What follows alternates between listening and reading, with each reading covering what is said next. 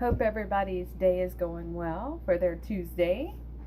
Yes, I do wear my glasses on top of my head more than on my eyes. And no, they're not used for reading, they are used for seeing far away. Guess I need to bite the bullet and get those readers because I have to put my glasses on top of my head so I can see to read. So maybe I don't need them quite yet. Who knows? But been having a little bit of a struggle today on day 2 of a fast, which I've heard is perfectly normal.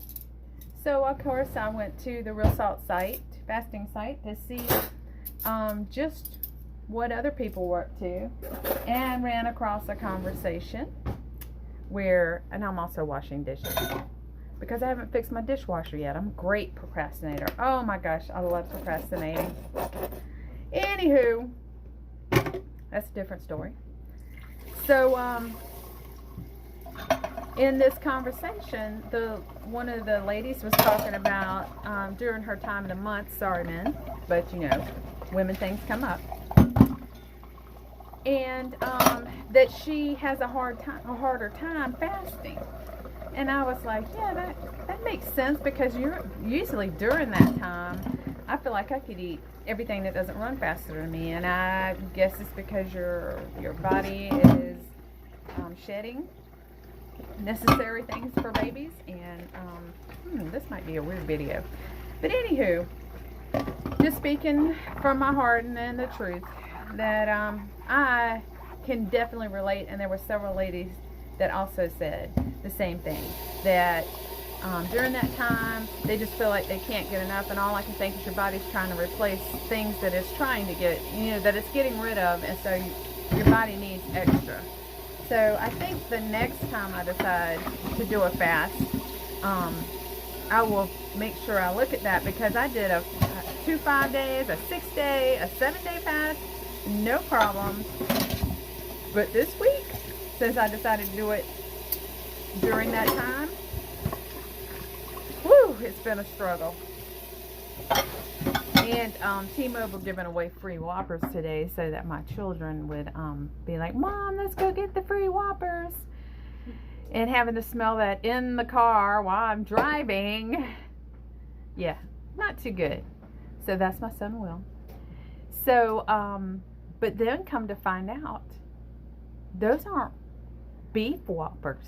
No. Those were the Impossible. Is that what they were called? Yeah, Impossible Whoppers. This is vegan. And that's the impossible part of that is because they're meatless.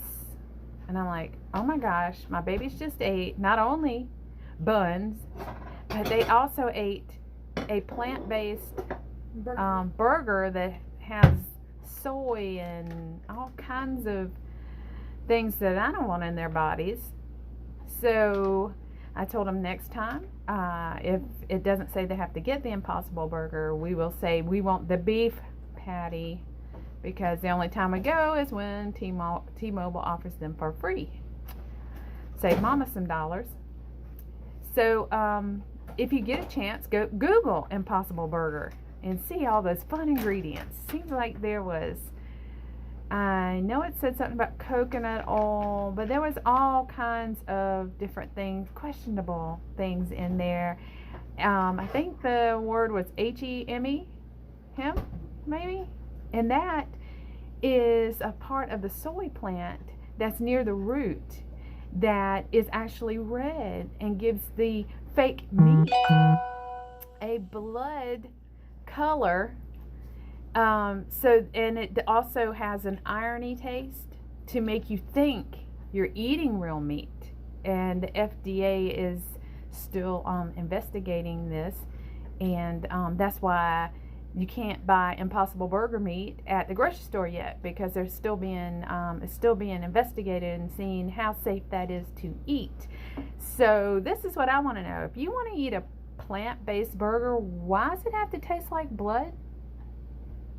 That doesn't make any sense to me. I thought the whole reason behind not eating meat was to get away from that. But maybe I'm just wrong. I don't know. That's just kind of weird and creepy to me, that in order for this burger to taste like a cow, even though it's made out of a plant, we've got to use this I guess it's not synthetic since it technically comes from the soy plant, but it fakes your tongue and your brain into believing you're eating real beef because it kind of has an irony, bloody taste, which is gross. I'd rather just go ahead and get it straight from the cow instead of eating that. And then I don't mean to get on this climate thing, but if this did take off like most diets and eating crazies do, think about all the plants you have to plant for this and all the nutrients it's sucking out the soil. At least when a cow is over there chewing on,